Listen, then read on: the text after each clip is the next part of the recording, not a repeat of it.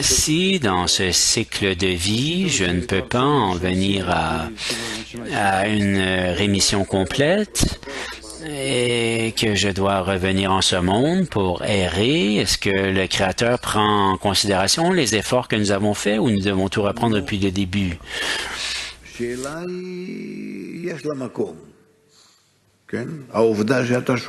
Ah, c'est une question légitime. Il y a certainement qu'elle a sa place, cette question. Mais la question est, une personne qui est dans la spiritualité ne peut pas poser ce genre de questions. Si je veux faire des actions de don, alors ce qui m'importe, c'est seulement quel genre d'action de don je peux faire en ce moment même. Et ce qui est arrivé avant ou après, il n'y a pas de temps, il n'y a pas d'endroit. Tout ce que je veux, c'est d'apporter du contentement au Créateur maintenant, immédiatement, et à côté de maintenant, il n'y a rien d'autre. Il n'y a pas avant, il n'y a pas après, il n'y a rien. Et le but de la création, c'est maintenant réaliser en moi et voir maintenant la réalisation, d'une part. Et d'autre part,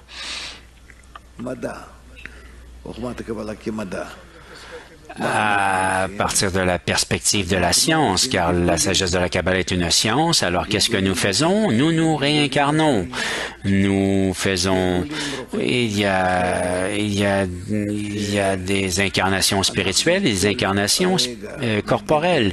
Les incarnations spirituelles, c'est lorsque nous, à chaque instant, nous nous réincarnons et en changeant nos kilim.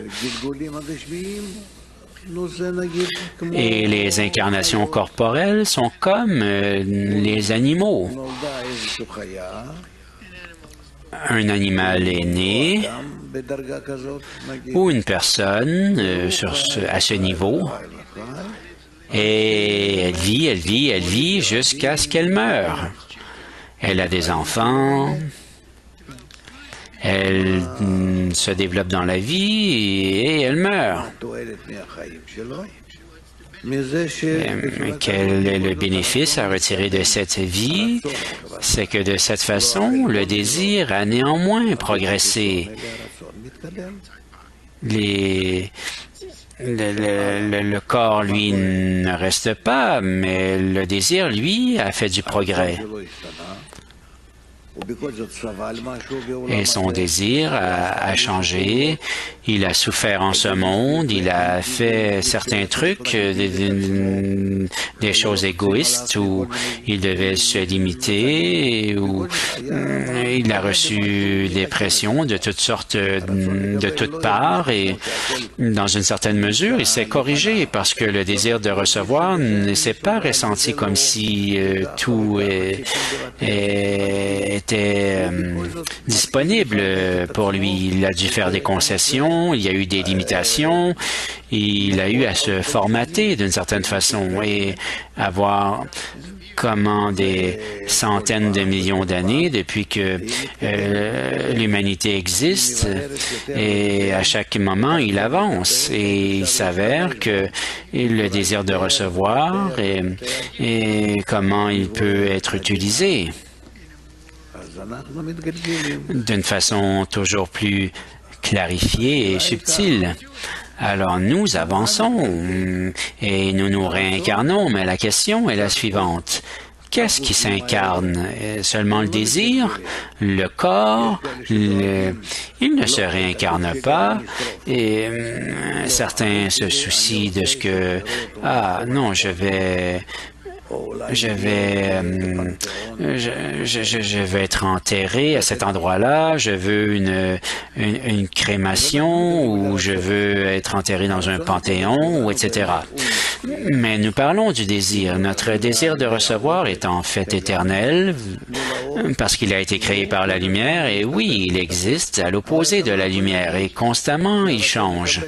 Mais tu ne peux pas dire que le désir de recevoir est tien, il n'est pas tien. Lorsqu'une personne meurt, son désir de recevoir perd son enveloppe extérieure. Et qu'est-ce qui arrive?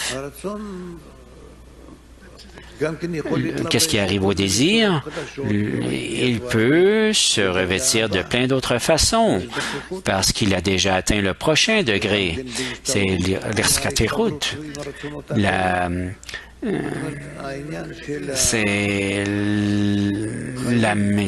l'amessissement ou en se connectant à d'autres désirs. Et c'est comme la vie après la mort. Et c'est quelque chose de simple. Et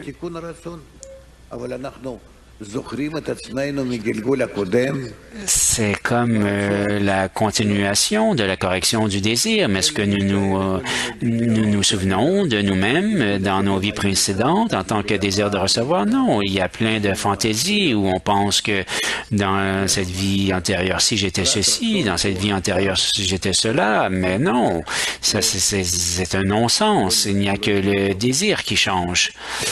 Autre que le désir, rien ne reste.